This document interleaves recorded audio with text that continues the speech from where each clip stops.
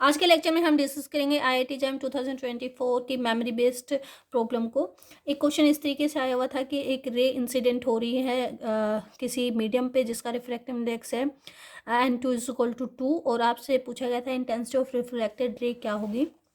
तो देखिए जो फॉर्मूला जो होता है रिफ्लेक्टेड इंटेंसिटी का वो क्या होता है n1 - n2 / n1 + n2 का स्क्वायर। तो ये जो एयर से आ रही थी और एक मीडियम से रिफ्लेक्टेड हो रही थी जिसका रिफ्रैक्टिव इंडेक्स जो था 2 था। तो ये वैल्यू पुट कर दीजिए, क्या आ जाएगा आपके पास सॉल्यूशन 1 - 2/1 + 2 का स्क्वायर आ जाएगा। This value become 1/9 which is 0.11। ठीक है, नेक्स्ट क्वेश्चन देखिए। नेक्स्ट क्वेश्चन क्या था, एक इलेक्ट्रोमैग्नेटिक वेव दी हुई थी और आपसे पूछा गया था कि ए की वैल्यू क्या होगी। तो ऑब्वियस बात है यहाँ पे जो के वेक्टर डॉट ई वेक्टर आपको करना था वो 0 करना था। के वेक्टर अगर यहाँ से निकालें तो के वेक्टर की वैल्यू क्या हो जाएगी, देखिए आपको यहाँ पे पॉजिटिव एक्स डायरेक्शन में करना है। तो ओमेगा यहाँ पे ये जो रिलेशन है ये होता है ओमेगा टी माइनस के ऑफ आर वेक्टर, इस तरीके से लिखते हैं। तो माइनस के से यहाँ से वैल्यू क्या आ जाएगी -a(x) और +600 y कैप। इसको आपने ई के साथ डॉट प्रोडक्ट करना था जो कि क्या था 4x + 3y। तो डॉट प्रोडक्ट देखिए कितना आ जाएगा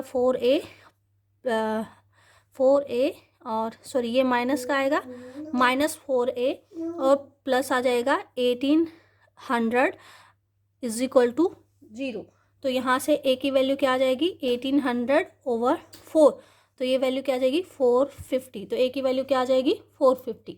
नेक्स्ट क्वेश्चन में एक इलेक्ट्रिक फील्ड दिया हुआ था, इलेक्ट्रोस्टैटिक फील्ड है, उसके लिए ए और बी की वैल्यू पूछी गई थी। तो इलेक्ट्रोस्टैटिक फील्ड में इसका जो कर्ल होता है वो क्या आ जाता है 0। और जो आपको दिए हुए थे वो सिलेंड्रिकल कोऑर्डिनेट यहाँ पे दिए हुए हैं। तो कर्ल क्या आ जाएगा, इसका फॉर्मूला क्या आ जाएगा, कर्ल ऑफ ई = क्या आ जाएगा 1/s और यहाँ पे आ जाएगा s cap s phi cap और z cap, curly over curly s curly over curly phi curly over curly z। ये आ जाएगा s का कंपोनेंट था a/s, फाई का कोई कंपोनेंट नहीं था और z का कंपोनेंट था b/s²। तो ये सॉल्यूशन आपको करना था। यहाँ से अगर हम देखें तो s के कोफिशिएंट इसके विद रिस्पेक्ट 0, ये 0 आ गया।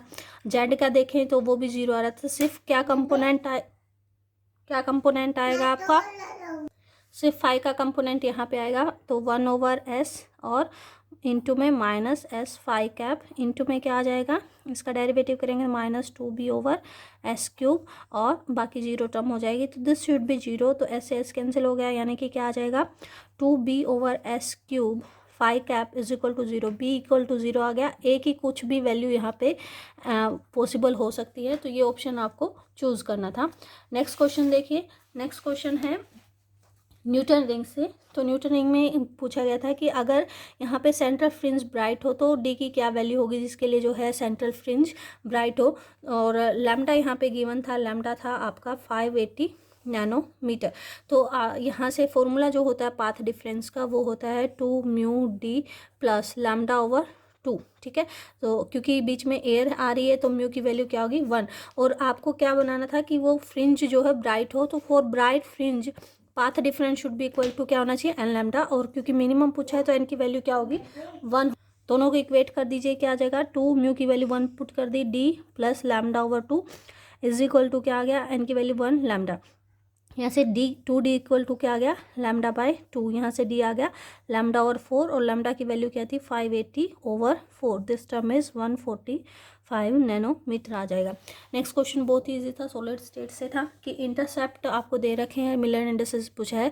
तो रेशियो जो होता है मिलर इंडिसेस का वो क्या होता है, इंटरसेप्ट जो दे रखे हैं a/a = क्या आ जाएगा b/3b = c/4c। तो ये क्या आ गया 1/2 = 1/3 = 1/4।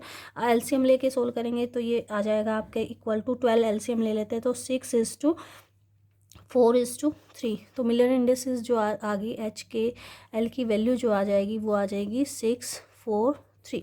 नेक्स्ट क्वेश्चन था बहुत ही इजी था, number of basis atom primitive cell of HC भी पूछा गया था। तो आपको ये ध्यान रखना था HCP की जो लेयर्स होती है वो AB टाइप होती है, ये अलग एटम होते हैं और ये अलग होते हैं, AB टाइप होते हैं। तो यहाँ पे अगर आप प्रिमिटिव सेल को निकालें तो यहाँ देख सकते हैं, देखिए ये तो ऊपर की तरफ है, ये इस आर्म पे नहीं है, ये मैंने प्रिमिटिव सेल को अलग किया है। तो यहाँ पे जो नंबर ऑफ एटम्स निकल के आ रहे हैं वो 2 निकल के आ रहे हैं, एक अंदर है और एक ये जो 8 हमारे बन रहे हैं इनसे एक बन जाएगा। तो कंट्रीब्यूशन 1/4 होके यहाँ पे कितने आ जाएंगे, number of atom primitive cell में HCP के में 2 आ जाएंगे। एक क्वेश्चन दे रखा था, डिग्री ऑफ फ्रीडम 6 दिया हुआ था, CP/CV का रेशियो पूछा गया था। तो हमें पता है CP/CV होता है, इसका रेशियो होता है गामा के इक्वल, और ये गामा जो होता है वो इक्वल टू होता है 1+2 डिग्री ऑफ फ्रीडम। तो डिग्री ऑफ फ्रीडम हमें दिया हुआ है 1+2/6, तो ये वैल्यू होगी 1+2 1/3, तो ये वैल्यू क्या आ जाएगी 4/3 जो है इसका आंसर था।